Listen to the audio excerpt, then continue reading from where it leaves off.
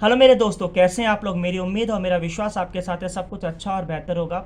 मेरे पास एक ऐसा सवाल आया था, उस सवाल का जवाब देना बहुत ज़रूरी है, क्योंकि ऐसा होता है कि हर बंदे का सपना होता है कि यार मैं विदेश जाऊंगा। देखो, विदेश जाना अच्छी बात है, मैं बुरी बात नहीं मान रहा हूँ, लेकिन विदेश दो बंदे जाते हैं, दो तरह के। पूरी स्टोरी बताने वाला क्या सवाल है, पहले उसके ऊपर डिस्कस करते हैं। तो अगर मेरे चैनल पर पहली बार आए, पहली बार देख लो, यहाँ पर आपको जॉब वैकेंसीज के साथ जॉब एजेंसीज की डिटेल मिलती रहती है।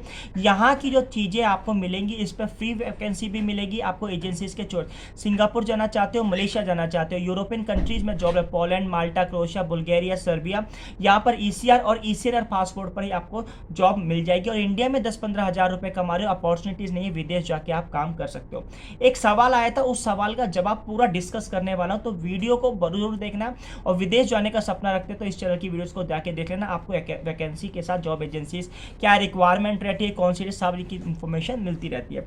तो सवाल जो है वो देवनाश 9813 ने पूछा है, भाई जो बंदा 50,000 से 80,000 रुपये कमाता हो इंडिया में, उसे जाना चाहिए। तो सबसे अच्छा सवाल है।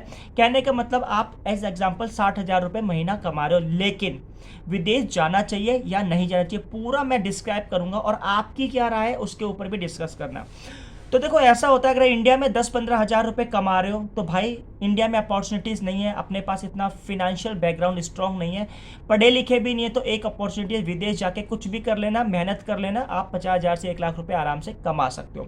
बहुत सारी कंट्रीज़ हैं, आराम से कमा सकते हो, कोई शर्म वाली बात नहीं। अगर काम में शर्म करोगे तो कुछ नहीं मिलेगा, लेकिन विदेश में अगर दुबई वगैरह भी जाते हो तो 40-50 हज़ार रुपये आराम से कमा सकते हो। अब बात करते हैं, अगर इंडिया में 50 से 80 हज़ार रुपये आप कमा रहे हो, यानी 70,000 60,000 कमा रहे हो, क्या विदेश तो मेरा आंसर है नहीं जाना चाहिए विदेश। हाँ, घूमने के पर्पज से आप जा सकते हो। देखो, 60,000 रुपये का मतलब है 7-8 लाख रुपए का साल का पैकेज।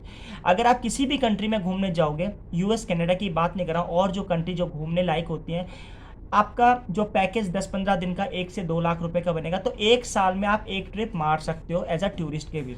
ठीक है, अगर आपको काम के बंद, देखो ऐसा है, अगर आप 70,000 रुपये कमा रहे हो इंडिया में, तो फैमिली आपके साथ है, आप इसको, अब जैसे आपके मतलब आपने 60,000 रुपये कमा रहे हो, मैं कह रहा हूँ क्यों विदेश नहीं जाना चाहिए। अगर आप 60,000 रुपये कमा रहे हो, 70,000 रुपये कमा रहे हो, और क्यों विदेश जाना चाहिए, तो उसका आंसर मैंने दे दिया। अगर इंडिया में 10-15 हज़ार रुपये कमा रहे हो तो जरूर विदेश जाओ, इंडिया में अपॉर्चुनिटीज़ नहीं है तो आपको करना पड़ेगा। अगर विदेश में आप 1 लाख रुपये कमा रहे हो तो 60-70 हज़ार रुपये आराम से बचा सकते हो, लेकिन आप वो इंडिया में आप अपनी फैमिली को भेजोगे।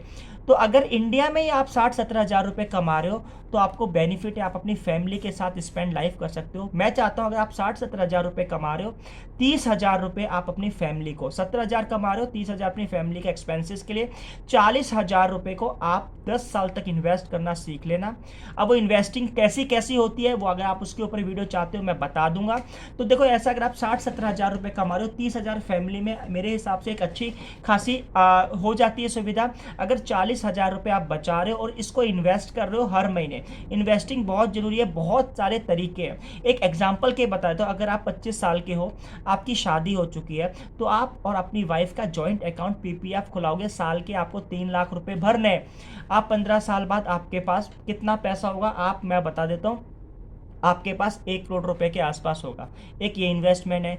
आप स्टॉक मार्केट में थोड़ा इंडेक्स फंडिंग कर सकते हो, आप गोल्ड वगैरह खरीद सकते हो। तो हर साल आपको, अगर आपकी फैमिली है, बच्चे हैं अगर आप, तो उन बच्चों के नाम पर पीपीएफ कर सकते हो, उनके नाम पर एफडीज कर सकते हो। तो कुछ इस तरह से इन्वेस्टमेंट, आप थोड़ा पैसा जोड़ के आप घर ले सकते हो, रेंटल इनकम कर सकते हो। तो देखो, अगर 50 से 80 हज़ार रुपये कमा रहे हो, मेरे हिसाब से आपकी बहुत अच्छी लाइफ है, स्टेबल फैमिली आपके साथ है, अच्छी खासी कमाई है, किस एक अच्छी इनकम मैं जिसे मानता हूं, लेकिन उस इनकम को मैनेज करना आपको आना चाहिए। खर्चा तो अगर आप 2 लाख भी करोगे तो हो जाएंगे, लेकिन अच्छी मैनेज कि हमने आप 20,000 रुपये बचाए, इस 20,000 को कैसे इन्वेस्ट करना है।